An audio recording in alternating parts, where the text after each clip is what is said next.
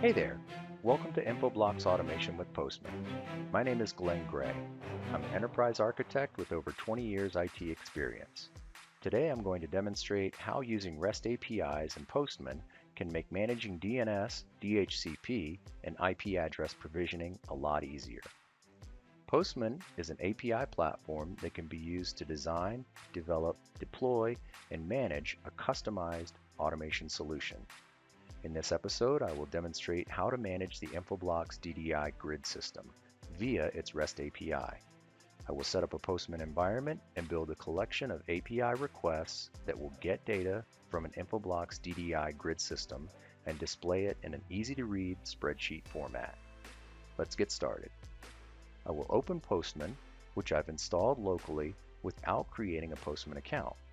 This results in only storing files to my local system and not uploading them to the centralized Postman system. Don't worry though, I can still import and export these files if I want to share them with other developers. The first thing I want to do is define environment variables. An environment is a set of variables I can use in my Postman requests. I will need to define variables for URL, username, and password. When it comes to storing sensitive data such as passwords, I can specify the field as secret. The secret variable type will enable masking of the initial and current values and restricts Postman from retaining the value when exporting.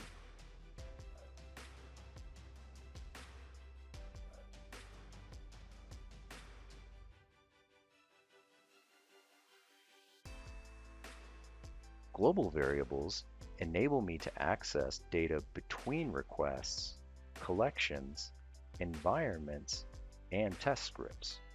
I've already stored one global variable called _visualize, which is an HTML code function that will convert a JSON array to a table or spreadsheet array. Now that my environment is set up, I'm going to start a new collection called Infoblox. Collections are a group of saved requests, and they may be stacked much like a directory tree. Since all requests in this collection will use the same authorization parameters, I'll set the auth type at the collection root and have all sub-requests inherit these settings. I'll need to select the environment I want to be active by using the drop-down menu, which will associate it to the request. The syntax for recalling a variable is expressed with open and close dual curly braces. Notice that I can hover over the variable name to inspect the variable's value and scope.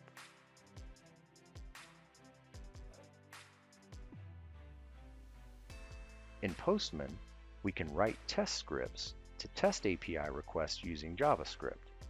This is a simple JavaScript that takes the response in JSON format, applies the HTML function we placed in the global variable _visualize, and presents it in the Visualizer tab. The Postman Visualizer provides a programmable way to visually represent your request response. Placing this JavaScript in the Tests tab of the root collection will call the _visualize function we added to the global variable and allows for the request response to be rendered in the Visualize tab of the response body, alongside the pretty, raw, and preview options, which I'll see in a moment. Let me try a first request. Starting with the get verb, I'll name the request and define the path to the web resource, just as I would in Chrome if I were using the web UI instead of REST API. Notice how the URL section is referring to the environment variable we named URL. I'll also specify the query parameter, in this case _schema. The schema defines whether a field in the record is a string, integer, floating point, geopoint, or some other data type. Oops, an authorization failure. Well, I'm set to inherit from parent folder, so what happened? Going back to my collection root,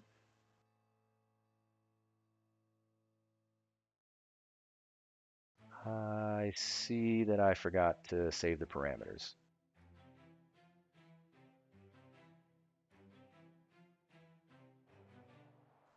Voila! I have displayed the supported objects for the requested version 1.0. Scrolling down, I see there are more recent versions available though.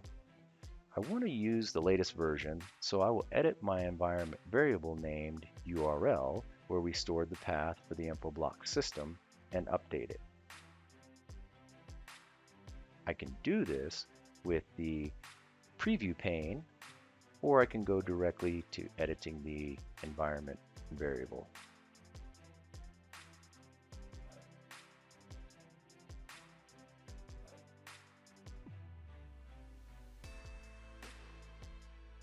Now that I'm calling the most recent version, I can see there are many more supported objects available in this newer version. Even though the Infoblox system offers the ability to control all of these objects, it doesn't mean I need to. Accordingly, I do not need to model automation for every object, but instead the ones that pertain to my needs. For demonstration purposes, I'm going to select Member object to start with. I'm going to add a subordinate folder to my tree and call it Member.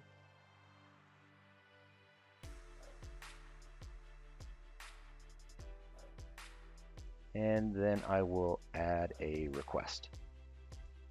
I'll give it a name, in this case all.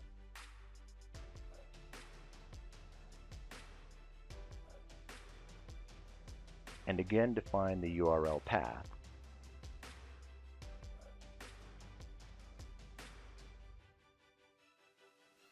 And then send the request. Infoblox responds by letting me know I forgot to specify the object. Once I define it, in this case member, I can see the response in pretty JSON format. Or select the Visualize tab to see the response converted to a table array or spreadsheet. I can use Ctrl-A and Ctrl-C to grab this table and paste it wherever I need to. The returned key fields or columns are not the only data fields available for the member objects though. So how can I discover all available member object data fields? Remember how I queried the schema before? I can do the same for each supported object that I listed under the API schema request I started with. Adding the _schema query parameter to the getMember request will return all available field names. From there, I can specify individual fields to return, further customizing my response table or spreadsheet. In this example, I'm adding the query parameter _return_fields and field name value node info.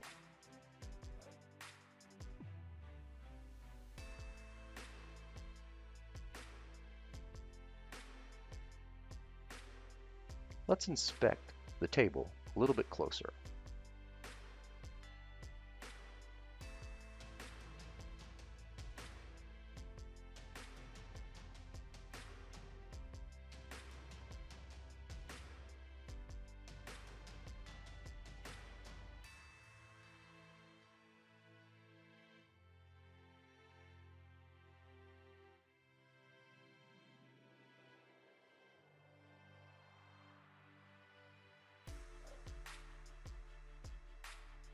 Now that I have an environment and the beginning of my automation collection, I want to show how I can share the collection and environment by exporting it as a JSON file.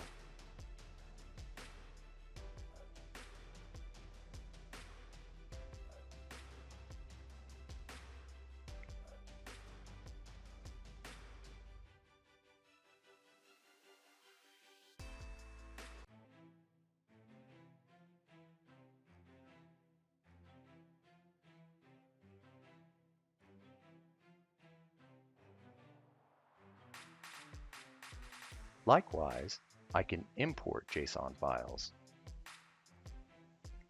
Since I've already repeated the process I've just outlined and pre-built a scaled-up collection containing only the supported objects I'm interested in, I'm going to import it.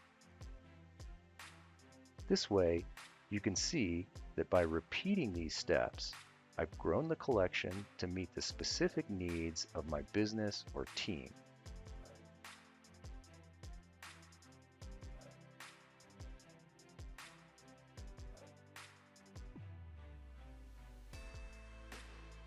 I'll sample another object request.